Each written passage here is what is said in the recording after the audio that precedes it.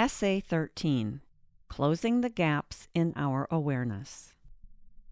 For many, there's a gap between what we say we want in life, fulfillment, satisfaction, success, happiness, peace, and what we are actually getting out of life, confusion, frustration, tension, exhaustion.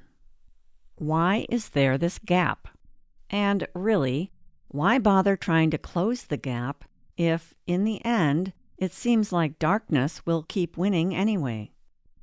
In Chapter 10 of After the Ego, the Pathwork Guide explains that no, ultimately, darkness will not destroy us all, although temporarily it can do a nice job of spoiling our picnic. The reason that darkness can't win in the long run is simply this: the greater our darkness, or negativity, the lower our awareness. Consider the fact that if consciousness was allowed to expand, if people were able to wake up, and self-purification was not a necessary, simultaneous part of that process, then evil could indeed destroy the divine. So there's a built-in mechanism to assure that never happens. Negativity automatically dulls awareness. In other words, opting to remain in the dark about our own negativity closes off our ability to perceive what's going on in and around us. As a result, blindness, deafness, dumbness, and numbness set in. And these don't just happen in our bodies. They're happening inside us. In fact, as is always the case, our outer experience is just a reflection of what's going on within. When we are steeped in negativity, 1, we can't hear our wiser higher self voice, also known as guidance or intuition, speaking to us. 2, it's a struggle to speak our own truth. 3, we're disconnected from our own feelings, so our own immature behavior is confusing to us.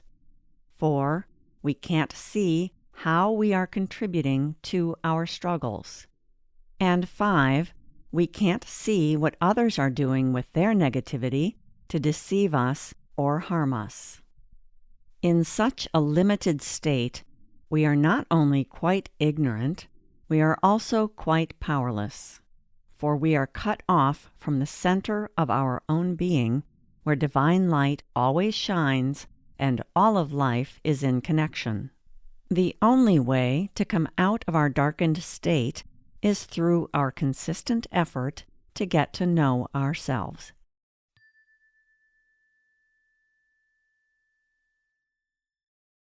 Know thyself.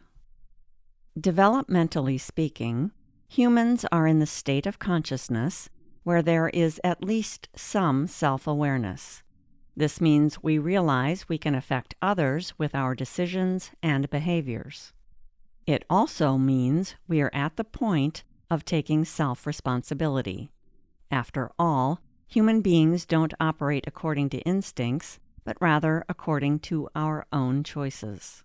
For example, we can use our free will to express ourselves, and we tend to do so in whatever way aligns with our current level of development. Clearly, for humans, these levels are all over the map.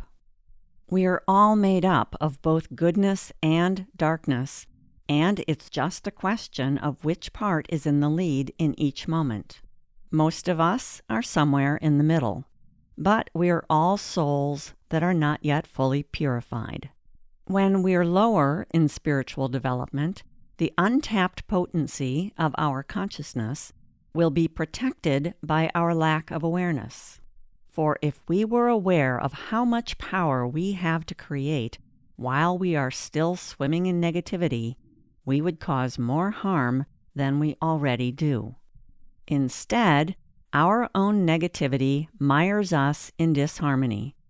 Our unpleasant life experiences then become our medicine. If we face into them and unwind them, we'll start healing. That's what starts closing the gap. Then, as we clear away our negativity, by clearing away our faults, more and more power will be available to us. For the more inner house cleaning we do, the more we live in truth. And living in truth is synonymous with living in peace and harmony. And these, of course, lead to having happy, fulfilling, and satisfying lives. The question is, how do we clear away our negativity and close this gap?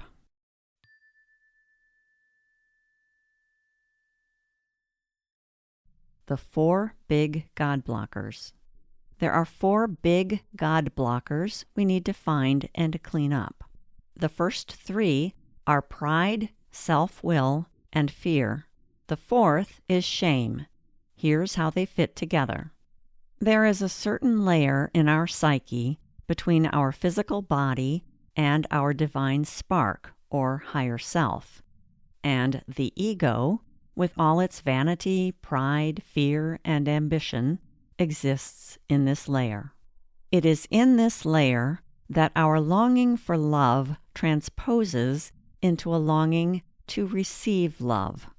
This ego layer believes there is nothing better than receiving love without taking any risk that will get hurt. So for the ego, remaining aloof and detached is a highly desirable state. This is the origin of pride, which essentially says, I am better and I am separate. With these sentiments tucked under our belt, we don't believe we can ever be loved, accepted, seen, and respected the way we want. Actually, we're right about this, because love can't come to those who hold themselves back and won't give. This leads to the untrue belief that we are not lovable, and this causes us to feel unhealthy shame that there is something wrong with us. We're not good enough. We're not lovable. We don't matter. This wrong thinking leads us to use our self-will to demand love and respect. We'll force others both overtly, using aggression, and covertly, using submission. But love can't come this way, which is why none of our strategies ever work. This causes us to withhold ourselves even more. Then fear says, I'll never get it. It is essentially love, but this often spreads out to include all the things we have swapped out for love, hoping these things will bring us the fulfillment we now crave. In our growing fear that we'll never get our needs met, tension and anxiety build. In truth, if we had no shortcomings, we would have no fear. And it's fear that makes us so miserable. This same fear blinds us to how joyful life can be. But using the tools that the Pathwork Guide is giving us, we have the ability to break the chains of fear. Introducing guilt and shame. Part of us, deep in our belly, has known all along that none of our wrong beliefs are in truth. Such wrong beliefs include, we aren't good enough, we are not lovable, we don't matter. And from that gap between our current beliefs and our deep inner truth, guilt arises. This is a false guilt, for if it were authentic guilt for something we had done wrong, the answer would be genuine remorse. Instead, we're left with gnawing guilt that eats at us relentlessly from the inside. Similarly, if our shame were the right kind, the answer would be repentance. This kind of healthy shame motivates us to do our self-healing work. The wrong kind of shame leads us further into darkness because it makes us want to hide. And this does not help us at all in untangling these twisted threads.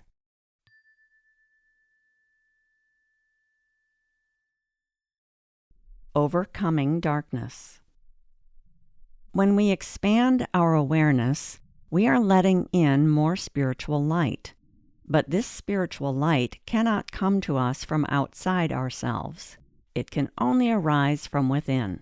This light, however, cannot penetrate our pride, for pride is to spiritual light what a concrete wall is to physical light. This is how pride works to dim the light of our awareness and wisdom. So we must be on the lookout for pride. Pride is the feeling that we're special, either because we're better than others or less than others. For feeling less than is just the flip side of feeling better than. And since pride is always an element in our triad of faults, if we find pride, we should also search for fear and self-will. And when we find them all, we'll discover shame and guilt are also nearby. With all four God blockers present, we will be living inside a tangled web of confusion that creates big gaps in our awareness, because the light cannot get through. This is what's behind the darkness we must work so hard to overcome. And while darkness will not win in the end, it sure can make us miserable in the meantime.